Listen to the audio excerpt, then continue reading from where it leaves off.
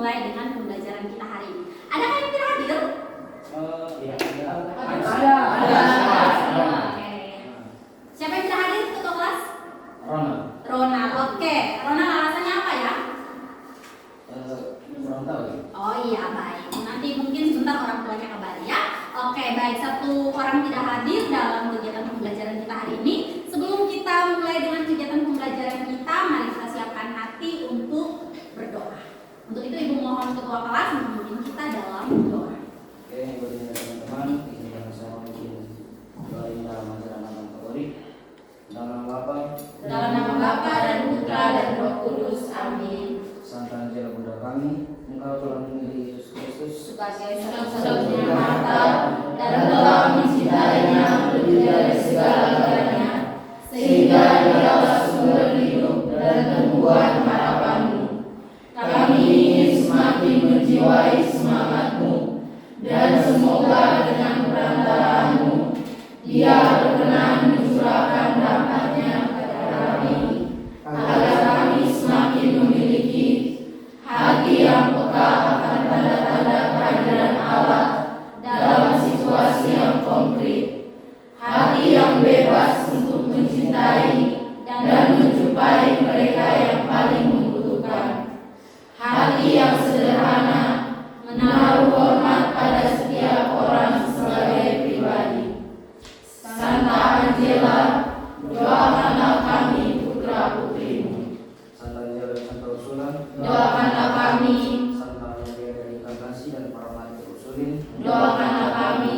Dalam nama Bapa, Dalam Bapa dan Putra dan Roh Kudus. Baik, terima kasih ketua kelas yang sudah memimpin kita dalam doa. Baik anak-anak sekalian, hari ini kita akan belajar terkait aspek kebahasaan teks cerpen. Bisa anak-anak lihat pada tayangan yang sudah ditayangkan. Nah, sebelum kita masuk dalam materi kita pada hari ini, ada sebuah pertanyaan anak-anak sekalian. Apa yang membuat sebuah cerpen itu menarik untuk dibaca? Ayo, siapa yang tahu? Apa yang membuat sebuah cerpen itu menarik untuk dibaca? alur yang menarik. Apa Sensei? Alur yang menarik. Oke, masih ada lagi? Steven apa? Judul yang menarik. Apa lagi? Penulisannya bagus. Wina? Konflik yang menegangkan. Oke, Nadia? Penulisannya bagus. Penokohannya bagus. Ada lagi? Nadi? Apa Nadi? Waktunya, kejadiannya ya. Kejadiannya yang tidak terduga. Ada lagi? Cara penulis merangkai kalimat. Cara penulis merangkai kalimat. Oke, masih ada lagi? Penggunaan kalimat-kalimat yang menarik. Penggunaan kalimat-kalimat yang menarik. Oke, dari jawaban kalian semua itu tidak ada yang salah ya. Semua itu benar. Ada yang bilang alurnya menarik, penokohannya menarik, pengarangnya merangkai kalimatnya yang menarik, terus judulnya, terus tadi apalagi peristiwanya yang menarik dan segala macam itu. Nah, itu adalah hal-hal yang bagaimana pengarang membuat suatu cerpen itu menjadi menarik. Supaya apa? Supaya saat kita nih sebagai pembaca waktu membacanya itu semakin terikuti nih. Terikuti saya itu mau baca lagi sampai alurnya tuh bagaimana hingga pada akhirnya demikian ya. Nah, itu yang membuat sebuah cerpen menarik untuk dibaca. Baik anak-anak sekalian, di akhir pembelajaran kita pada hari ini yang diharapkan pada akhir pembelajaran nanti setelah ibu sama anak-anak sekalian mengamati video singkat cerpen setahun dan cerpen gendong karya Raditya Dika dengan menggunakan model pembelajaran problem-based learning, anak-anak dapat yang pertama itu anak-anak bisa mengidentifikasi aspek kebahasaan teks cerpen. Terus yang kedua, selain mengidentifikasi, anak-anak harus mampu untuk menganalisis aspek kebahasaan teks cerpen. Ibu akan menayangkan sebuah video singkat cerpen yang berjudul Gendong karya Raditya Dika. Ibu mohon anak-anak sekalian bisa mengamatinya secara baik ya, supaya bisa didapat cerpen ini tentang apa sih, seperti itu ya. Baik. Gendong, cerita pendek karya Raditya Dika dibacakan oleh penulisnya. Kenapa aku nggak boleh gendong anakku sendiri? si suami kesal. Di ujung kamar istrinya duduk di kursi melihat ke arahnya. Si suami ada di dekat. Dulu kita masih punya uang ya buat beli hal-hal kayak gitu. Kata si suami, maaf ya, kamu pasti kecewa sama aku. Aku gak pernah kecewa sama kamu, Mas, kata istrinya. Gak pernah. Si istri duduk diam. Dia menghapus air matanya yang jatuh satu tetes. Kamu kenapa? Kok tiba-tiba nangis? Tanya suami. Ya, gak kenapa-napa, kata si istri. Si suami kembali mendekati tempat tidur. Dia melihat anak gadisnya masih tertidur pulas. Tidurnya tidak pas, kepalanya justru ada di antara bantal dan boneka kesayangannya. Anak umur segini memang sering punya kartu. Aku mau gendong dia, kata si suami. Jangan, kata si istri. Nanti dia bangun, katamu waktu itu. Di tengah-tengah kamu berjalan, kamu melewati sebuah tiang beton yang mau dimasukkan tali seling dari sebuah kering. Yang itu mengelilingi. Dan seperti takdir yang selalu tepat waktu, yang itu menimpa kepala kamu. Si suami meraba bagian kanan kepalanya dan bagian yang pecah. Kamu membentuk cekung ke dalam kepalanya. Hangat.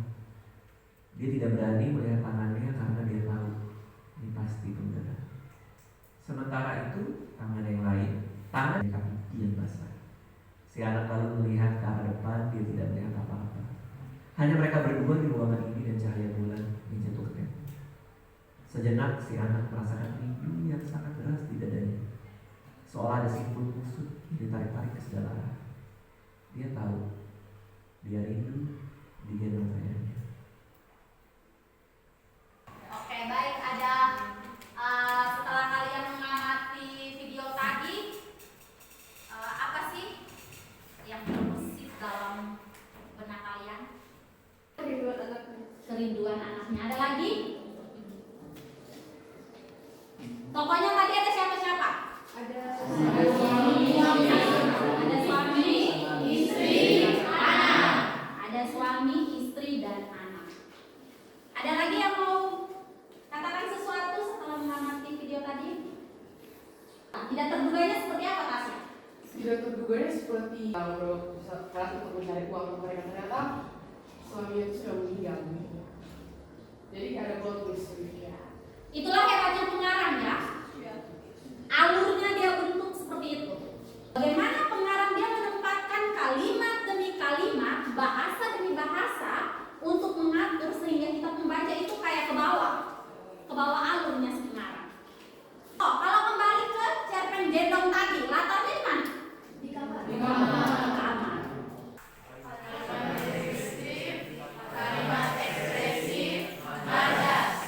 Dan yang ketiga ada apa? Majas. Nah, siapa yang tahu apa itu majas? Gaya bahasa.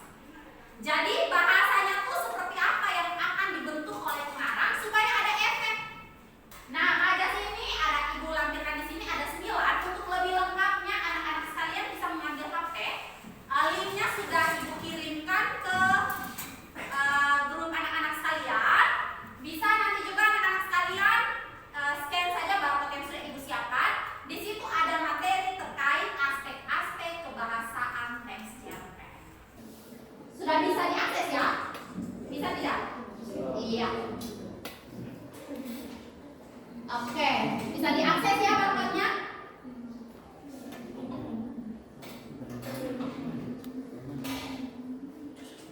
Iya. Sudah semua? Bisa? Jocelyn sudah ya? Sudah. Iya. Soal materi ini yang nanti akan kalian gunakan ini di scroll saja ke bawah. Ini materinya semua ada di dalam situ ya. Oke.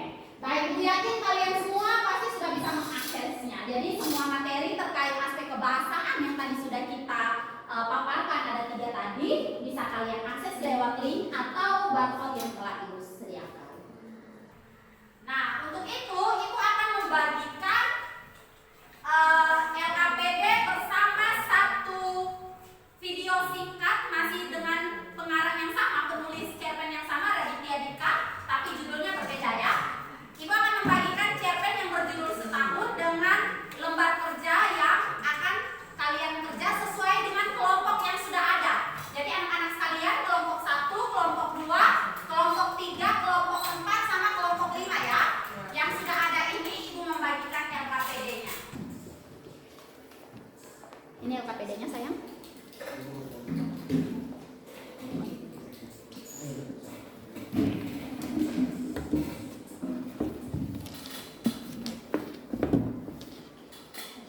Baik, perhatikan dulu petunjuknya yang sudah Ibu tayangkan ini.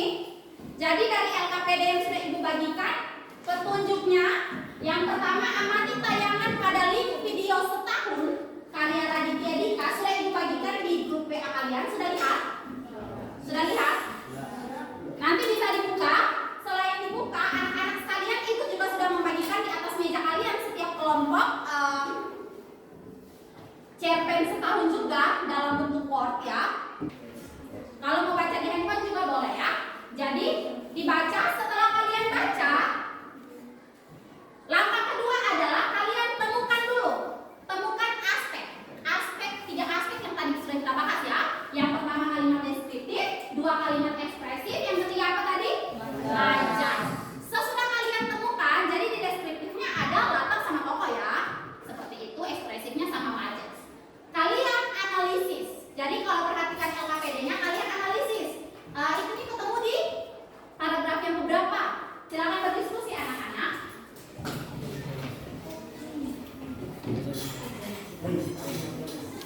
Dengan teks yang dibagikan supaya tahu paragraf berapa, paragraf berapa. Itu ya. Oke. Jadi dari LKPD ini ada satu orang yang bertugas untuk menulis LKPD ini. Terus kalian menemukan aspek bahasanya dari deskriptifnya. Jadi temukan dulu deskriptifnya tuh tokohnya siapa, buktinya di mana. Terus latarnya di mana, buktinya paragraf berapa. Ya, ekspresifnya sama majasnya. Tidak semua mudah, tapi misalnya kalian menggunakan majas dan di situ itu ada materi yang tadi. Setelah itu baru kalian lihat teks. Tidak semua majas tepat. Nanti kita dalam presentasi kelompok kita lihat kelompok ini mengutarakan majas ini. Ya, dan ada latar, ada tokoh. Tokohnya siapa-siapa?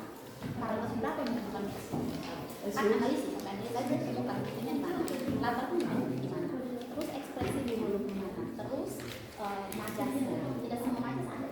Tidak semua. Tapi kan ini sepakat 9 majas. Itu apa? Sembilan itu apa? Jadi harus paham definisinya. Aku oke.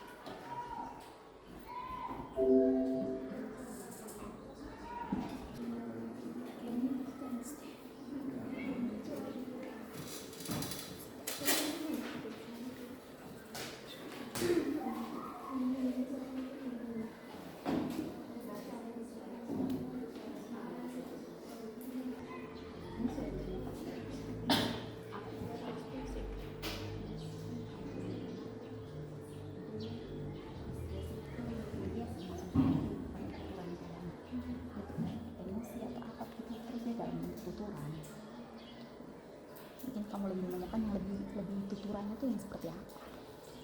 Ya.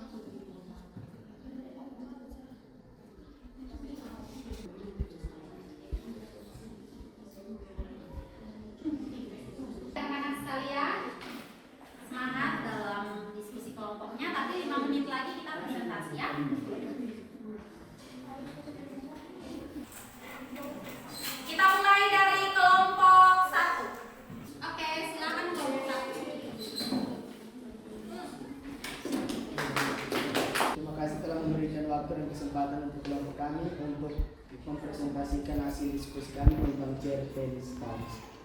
Yang pertama akan dibacakan oleh yes. Oke, jadi yang pertama adalah latar. Latar yang pertama adalah Bartos Campbell. Kalimat yang membuktikannya adalah aku masih datang ke Bartos Cafe dekat rumah. Terus kalau yang kedua, rumah Nadia. Kalau rumah Nadia itu diceritakan di sini pada paragraf berapa, saya tidak akan menspesifikasi. Kemudian di sini dia mengatakan seminggu kemudian seperti biasa aku ada di depan jalan rumahmu. Rumahmu itu merujuk pada rumah Nadia. Kelompok yang kedua adalah Nadia. Kalimat yang membuktikannya, aku masih ingat kata ibumu kepada mereka. Jadi sekarang, Nadia, anak saya bagaimana? Dia mengatakan bahwa dia itu kangen banget. Di halaman yang paling terakhir, jika menggunakan teks fisiknya, dia mengatakan kangen banget terhadap ibunya Nadia. Kemudian Untuk kelompok satu ada pertanyaan? Apakah pas? Baik, terima kasih kawan-kawan telah mendengarkan hasil diskusi kami. Sekian, terima kasih.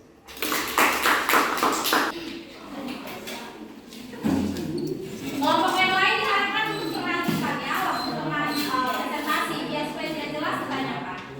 Kami kelompok 2 untuk mempresentasikan hasil dari diskusi kelompok kami yang akan pertama dijelaskan oleh Steven.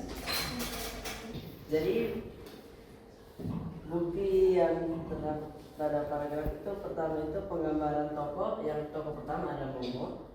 Dia berwataknya suka bercanda, ceria, dan selalu merasakan kerinduan. baik, untuk kalimat ekspresif, bukti pendukung terdapat pada paragraf 21 dan paragraf 15. Akan saya jelaskan terlebih dahulu pada paragraf 21, yaitu kalimat air mataku mulai terkumpul, menyatakan kesedihannya yang tidak dikatakan secara langsung oleh Momo, seberapa misalnya dirinya atas akibat yang tidak dilakukan oleh dirinya. Baik, dari kelompok Nadia silakan. Bisa saya jelaskan? Jadi saya memiliki 2 pertanyaan, tapi untuk saat ini saya tanya 1 pertanyaan dulu. Jadi pada awalnya kalian di bagian kalimat deskriptif kalian mengatakan bahwa kucing Momo itu berwatak membawa kebahagiaan. Bukankah watak itu merupakan sikap atau karakter? Malah tuh kalian mengatakan kucingnya itu berwatak membawa kebahagiaan. Yaitu si kucing kan selalu bersifat positif, dia kan selalu bergembira dan ceria. Jadi kita yang untuk Tapi apakah terdapat bukti tekstual bahwa dia itu berwatak ceria?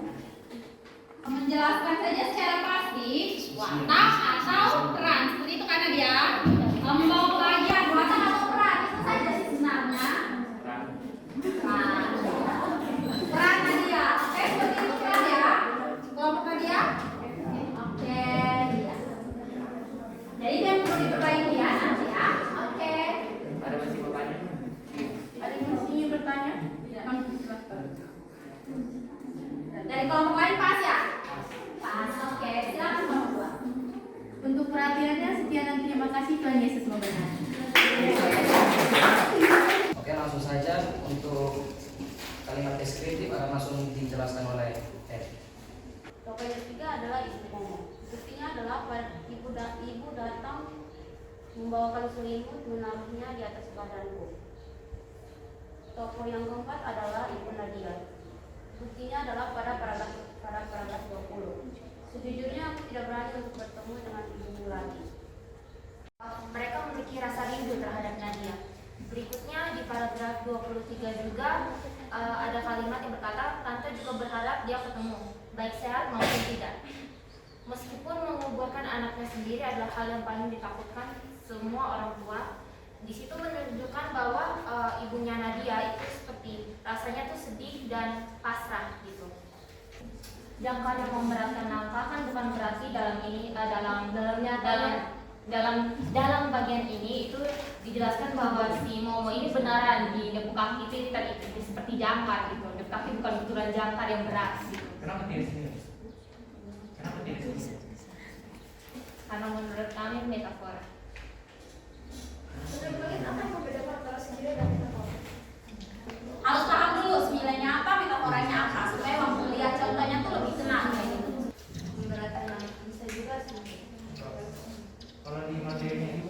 sekolah itu perbandingan tidak langsung atau tersembunyi. Masih ada yang mau bertanya lagi selain Nadia dan Zenia? Ada yang mungkin? Nadine? Baik, kalau tidak ada, untuk perhatiannya kami kelompok 3 mengucapkan terima kasih yang sebesar-besarnya. Terima kasih atas waktu yang telah diberikan waktu dan kesempatan yang telah diberikan kepada kelompok kami untuk mempresentasikan hasil diskusi mengenai analisis unsur kaidah kebahasaan cerpen dengan judul Setahun Karya Raditya Dika. Dan untuk yang bagian pertama yaitu kalimat deskriptif akan dibacakan oleh Almira. Jadi untuk kalimat deskriptif kita ada 2 pembahasan, yaitu pembahasan latar dan pembahasan tokoh. Untuk pembahasan latar terdapat pada paragraf pertama yaitu di depan rumahmu. Kalimatnya, sudah setahun kamu hilang tapi aku masih ingat dulu kawan pagi itu kita berdua di depan rumahmu. Rumahmu yang dimaksud adalah rumahnya Nadia. Lalu kalimat yang kedua yaitu batas sampai dari rumahmu. Sudah setahun kamu hilang tapi aku masih ingat kita dulu, aku masih ada kembali di depan rumahmu. Itu menggambarkan fase yang dahulu ketika Nadia masih ada bersama, mereka sering ke kafe itu sama-sama. Yang kami sebutkan adalah sisi positif dari tiap masing-masing tokoh. Oke. Mungkin ada pertanyaan lain?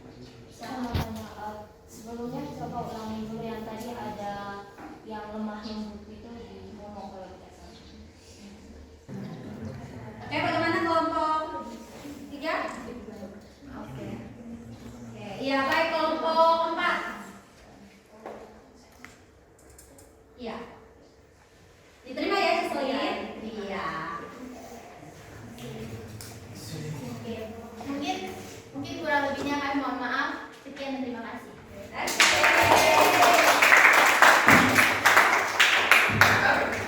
Baik anak-anak sekalian, kelompok 1, 2, 3, 4, dan 5 sudah selesai presentasi. Dari kelompok-kelompok yang presentasi ini, di sini mari kita sama-sama untuk menyimpulkan. Jadi kalian tuh tadi baca cerpennya apa? Setahun. Terus yang diidentifikasi apa?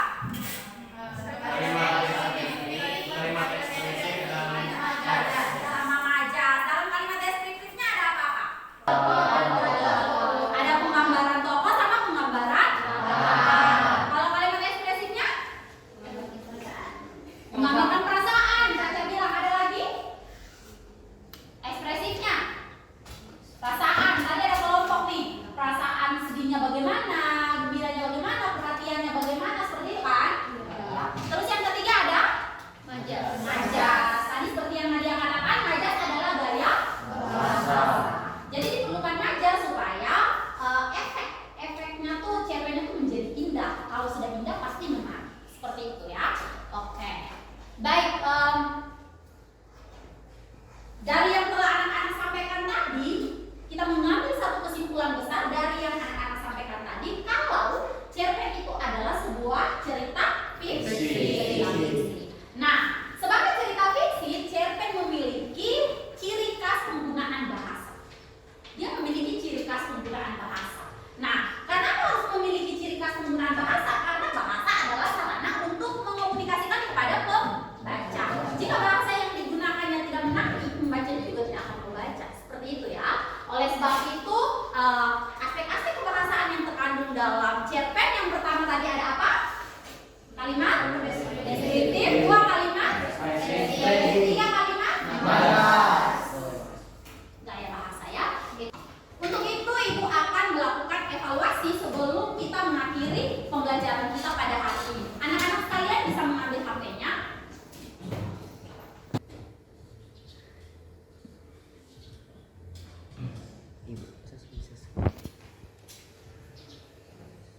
Oke, siapa yang sudah selesai nih? Vicky. Oke, Nadia di urutan pertama ya. Benar semua.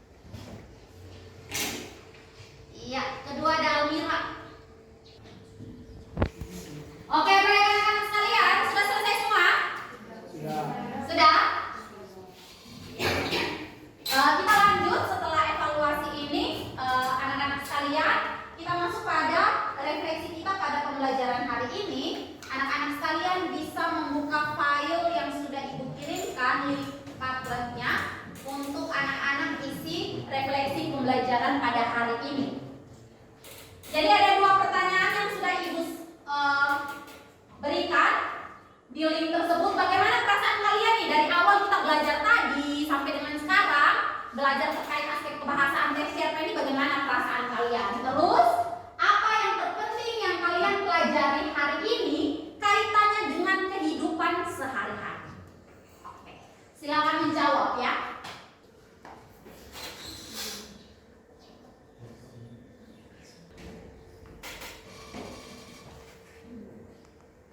Ayo, waktu refleksi kita 2 menit lagi sayang. 2 menit lagi ya. Belum ada satupun yang masuk nih. 2 menit lagi. Kalau sudah langsung send ya. Oke, nih ibu bacakan salah satu ya, punya Sensen. Punya Sensen perasaannya tuh bangga karena bisa bersosialisasi secara kelompok ya dengan teman-teman dan membagikan pengetahuan dengan tanya jawab. Terus kaitannya dalam kehidupan setiap hari dapat membedakan dan menggunakan bagaimana kalimat deskriptif ekspresif dengan ajas dalam cerpen. Itu punya Sensen dan yang lain sudah masuk nih. Pigi, Feeling, oke, good, oke. Bagus ya, semuanya sudah masuk. Anak-anak sekalian, pembelajaran kita hari ini ibu akhiri di sini. Untuk pertemuan selanjutnya kita akan belajar terkait menulis cerita pendek. Jadi pertemuan selanjutnya kita masuk dalam sub materi yang baru, yakni menulis cerita pendek. Jadi terkait aspek kebahasaannya kita akhiri sampai di sini. Ada pertanyaan sebelum Ibu akhiri? Asya? Untuk hari ini dipahami semua? Oke. Untuk itu kita akan tutup pelajaran kita hari ini dengan berdoa. Mari kita ambil sifat doa yang baik. Ibu mohon kesediaan ketua kelas untuk memimpin kita dalam doa.